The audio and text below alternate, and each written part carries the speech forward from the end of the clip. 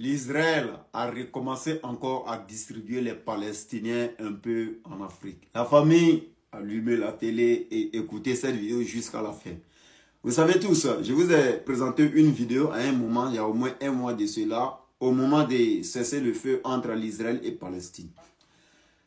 L'Israël a ramassé au moins 106 passagers, 106 Palestiniens pour les envoyer au Sud-Afrique. Vous êtes tous au courant, pour ceux qui me suivent depuis longtemps, je vous ai fait la vidéo si je ne vais pas répéter toujours les mêmes paroles. Et ces Palestiniens qui ont été transférés au Sud-Afrique là, les Sud-Africains étaient obligés de les accueillir et ils les ont donné aussi place là-bas.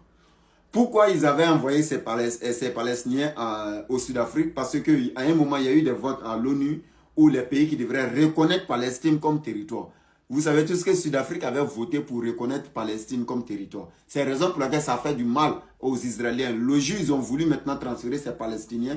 Ils ont ramassé ces Palestiniens pour les envoyer au Sud-Afrique. Pour dire que bon, vu que vous reconnaissez Palestine comme un territoire, on va vous envoyer ces populations là-bas. Vous comprenez? Et tout pays aussi qui ont reconnu Palestine à ce moment comme un pays, ils ont reçu aussi leur colis. Et si on regarde le problème des Palestiniens et ces Israéliens, on va revenir un peu en arrière.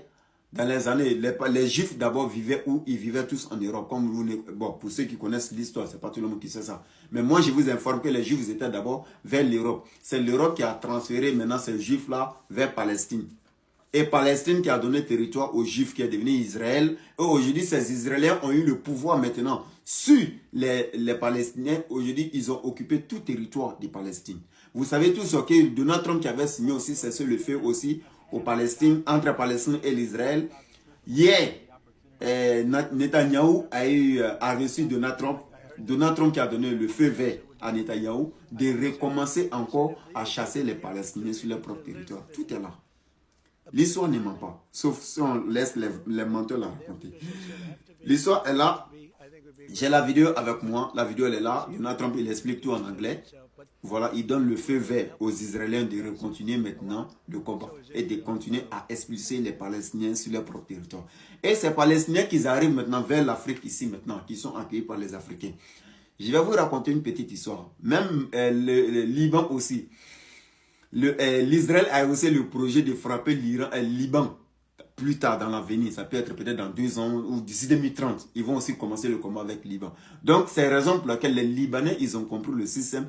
Dès maintenant, ils ont commencé maintenant à planter les racines dans plusieurs pays. Au cas si ça arrive, il ne faut pas, ça va être comme pour les Palestiniens, ils vont mourir comme ça. Donc, au cas où si ça arrive, vu qu'eux, ils n'ont pas les moyens pour contre-attaquer l'Israël, ils seront obligés de se disperser. C'est la raison pour laquelle ils ont envoyé déjà les racines un peu partout. Et ils sont beaucoup plus basés en Afrique francophone aussi, comme la Côte d'Ivoire, le Congo, la Guinée, un peu partout en Afrique. Vous le savez tous comme moi, même le Sénégal. Il y en a des Libanais partout là-bas. Et ces Libanais-là, moi je vous dis les Africains, réveillez-vous. Parce qu'aujourd'hui, si on regarde Palestine qui a accueilli les Juifs, chez eux, qui ont eu pitié de ces Juifs-là pour leur donner territoire. Aujourd'hui, si les Juifs ont chassé les Palestiniens de chez eux, qu'est-ce qui prouve que les Palestiniens et les Libanais qui sont fait disperser un peu partout maintenant en Afrique, qu'est-ce qui prouve qu'eux aussi, dans l'avenir, dans 50 ans plus tard, peut-être 100 ans plus tard, s'ils ont eu le pouvoir, qu'ils ne vont pas chasser les Africains de leur propre territoire? Ma question reste posée.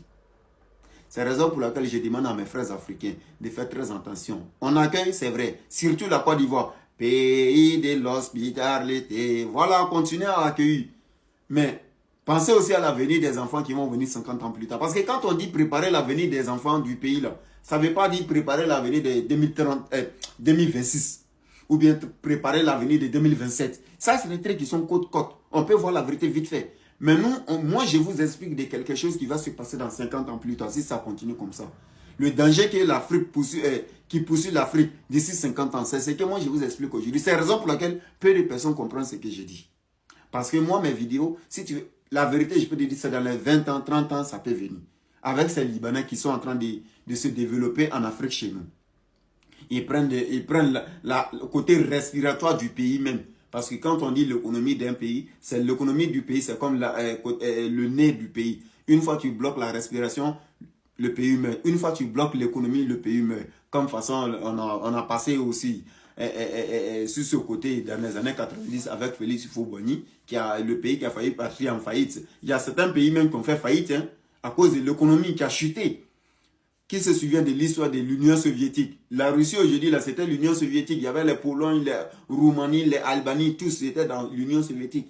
Qu'est-ce qui les a poussés à faire faillite? C'était l'économie. Alors l'économie d'un pays, c'est comme côté respiratoire du pays. Une fois que tu bloques la respiration, c'est fini. Le pays se détruit. C'est ce qui s'est passé en Union soviétique. Donc, Ivoiriens, faites attention. Les Libanais, ils détiennent déjà notre économie en main. Faites attention. Je le dis et je répète. On n'a pas dit non aux Libanais en Côte d'Ivoire, mais on dit plutôt non aux Libanais à la politique ivoirienne.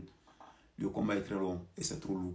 Je reviens à d'autres vidéos. Sur ce, c'est un comment faire des infras, le journal des informateurs qui va s'informer sur les actualités et la réalité du jour passé. Si chaque fois prenez vos infos, vous entendez, salut la famille. Je suis en route pour Paris. Inch'Allah, demain, il sera à Paris. Aujourd'hui, 31, on va fêter ça à Paris.